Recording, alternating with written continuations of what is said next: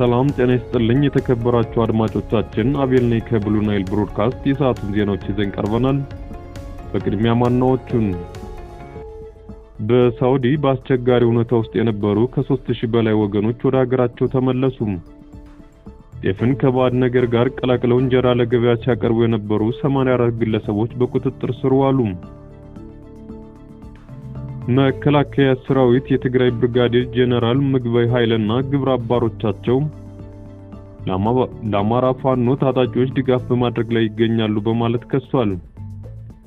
ለሱዳን ፈጥኖ ደራሹ ኃይል ከሚዋጉ ምርጥ ቅጥረኞች አልሞ ተኳሾች መካከል ኢትዮጵያውያን ዋናዎቹ እንደሆኑ ተገለጸ። የኤርትራ ማስታወቂያ ሚኒስትር የማነ ገብረ መስቀል በባህር በር ጥያቄ ዙሪያ በድጋሚ በማህበራዊ ትስስር ገጻቸው ላይ ሌላ አስተያየት ሰጥተዋል። አድማጮቻችን አሁን ወደ ዝርዝሩ እናልፋለን። አብራችሁን ቆዩ። ጤፍን ከባድ ነገር ጋር ቀላቅለው እንጀራ ለገበያ ሲያቀርቡ የነበሩ 84 ግለሰቦች በቁጥጥር ስር ዋሉ።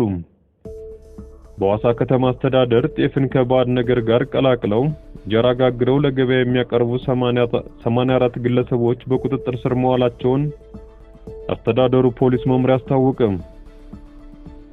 የመምሪያው ኃላፊ ኮማንደር መልካሙ አየለ እንደገለጹት በዋናነት በታቦር በቱላና ዳቶ ክፍለ ከተሞች ከዚህ ጋር በተያያዘም በ30 ቤቶች በተደረገ ፍተሻ ለጋገር የተዘጋጀ ሊጥና ዱቄት ከተለያዩ ባዕድ ቁሶች ጋር ተይዟል።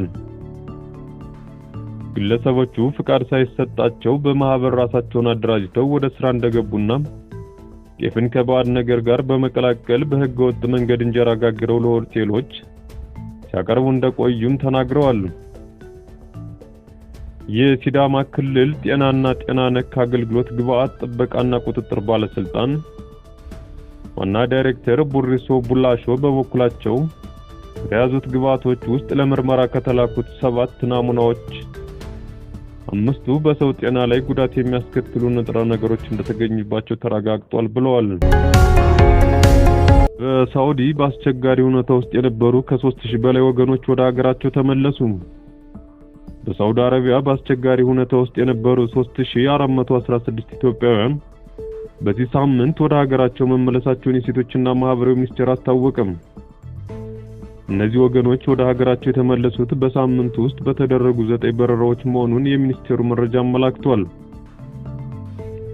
ከተመለሱት መካከልም 2859 ወንዶች ሲሆኑ ቀሪዎቹ 3000 ናቸው ተብሏል። በአራተኛው ዙር በአስቸጋሪ ሁኔታ ውስጥ የሚገኙ 50000 ዜጎችን ለመመለስ ታቅዶ መጋቢት 3 ቀን 2017 በይፋ መጀመሩን መረጃው አስታውሷል። ይህን ተከትሎም እስካሁን 3416 ኢትዮጵያውያንን ወደ ሀገር መመለስ መቻሉ ነው ተገለጸው። መከላከያ ሰራዊት የትግራይ ብርጋዴር ጄኔራል ምግበይ ኃይለና ግብረ አባሮቻቸው ለአማራ ፋኖ ታጣቂዎች ድጋፍ በማድረግ ላይ ይገኛሉ በማለት ከሷል። ጦር ሰራዊቱ ጄኔራል ምግበይ የፋኖ ታጣቂዎች በቅርቡ በበርካታ ግንባሮች የከፈቱትን ውጊያ በማደራጀት ቁልፍ ሚና ተጫውተዋል ብሏል። ኖም ጦር ሰራዊቱ በጄኔራል ምግበይና በፋኖ ታጣቂዎች መካከል አለ ላለው ግንኙነትና ትብብር ዙሪያ ማስረጃ አላቀረበም። የፋኖ ታጣቂዎች ሰሞኑን በተለያዩ ግንባሮች የከፈቱትን ጥቃት ማክሸፉንም ሰራዊቱ ገልጿል።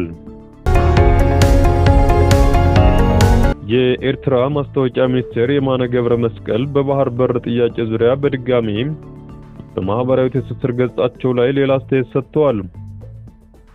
አንዲት ወደብ አልባ ሀገር የህልውና አደጋ ተደቀነባት የሚባለው የባህር ዳርቻ ያላቸው ሁሉም ጎረቤት ሀገራት የተራዘመና የተቀናጀ የባህር ላይ ከበባት ይፈጸሙባት እንደሆነ የማነ ገልጸዋል። ይህ ባልሆነበት ሁኔታ ነገሮችን እያጋነኑ ማቅረብ ዓላማው አደገኛና ለሁለትዮሽና ለቀጠናዊ ትብብር ጠንቅ የሆነ አካሄድ እንደሆነ የማነ አስምረውበታል። የማነ ኢትዮጵያን በስም ባይጠቅሱም ጠቅላይ ሚኒስትር አብይ የባህር በር ጉዳይ ለኢትዮጵያ የህልውና ጉዳይ ነው በማለት ከትናንት ወዲያ ለህዝብ ተወካዮች ምክር ቤት ተናግረው ነበር።